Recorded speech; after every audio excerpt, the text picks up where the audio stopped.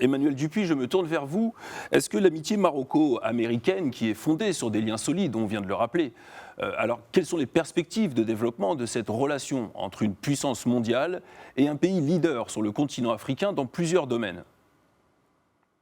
Alors, sur la dimension sécuritaire, je n'ai rien à redire par rapport à ce qu'a dit mon collègue, hein, peut-être en rajoutant un certain nombre d'éléments qui consistent à partir du principe que ce qui se passe au Sahel a un impact direct avec le Sahara, et c'est notamment la raison pour laquelle les coopérations bilatérales entre les États-Unis et le Maroc, entre les États-Unis et les pays qui jouxtent le Maroc, je pense notamment à la Mauritanie, sont d'une importance stratégique. Elles sont d'autant plus d'une importance stratégique que le Maroc fait figure de partenaire stratégique de l'OTAN depuis 2016, et précédemment, il était qualifié de partenaire, d'allié majeur en dehors de l'OTAN. Cela a aussi son importance pour la dimension maritime. Les États-Unis regardent avec beaucoup d'intérêt la dimension transatlantique et la bascule stratégique du transatlantique nord vers le transatlantique sud. C'est la raison pour laquelle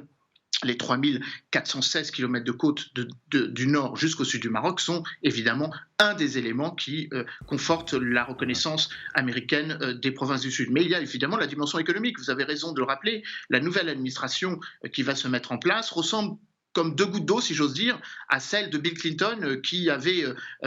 traduit l'intérêt des États-Unis pour le continent africain avec une formule trade but not aid, favoriser les investissements dans un certain nombre de pays pivots pour permettre le développement par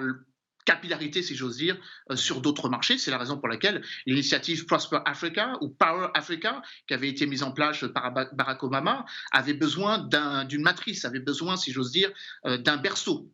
Il se trouve que c'est le Maroc, et je crois que c'est ça qui est important. C'est non seulement les investissements que les États-Unis entendent mettre en place dans un certain nombre de domaines, on les connaît, la santé, l'éducation, l'énergie, les énergies renouvelables, il y en a d'ailleurs 6, l'agriculture, l'accès au financement, le tourisme, l'infrastructure, je l'ai mentionné, le soutien aux petites et aux moyennes entreprises, ça c'est un élément important. Et puis le deuxième élément important, et je permets d'y insister, c'est la manière dont les États-Unis vont pouvoir s'appuyer sur les provinces du Sud marocains pour développer leurs initiatives et ce qu'ils entendent mettre en place dans de nouveaux partenariats. Partenariat sécuritaire, vous l'avez mentionné, le G5 concerne 5 pays du Sahel, mais par capillarité concerne aussi bien le Sénégal et je crois le Maroc,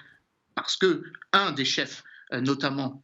celui qui dirige l'État islamique dans le Grand Sahara est d'origine sahraoui, et puis bien évidemment le fait qu'on ne peut pas penser la sécurité que de manière nationale ou même bilatérale, et c'est l'élargissement de la zone stratégique dont nous parlons. La CEDEAO aura vocation, je crois, à intégrer le Maroc, je crois à ramener la Mauritanie en son berceau, et je crois aussi à faire en sorte que la Tunisie soit membre observateur. Elle en a formulé la demande. Mais je crois aussi que l'initiative qui a été prise par les États-Unis s'inscrivent dans le long terme. C'est la raison pour laquelle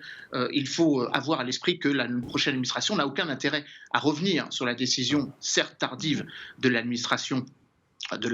Trump, parce que les investissements dont nous parlons, entre 3 et 5 milliards de dollars, D'accord, 4 projets qui ont été mis en avant, évidemment, d'accord. engagent sur le très long terme les relations entre les deux pays.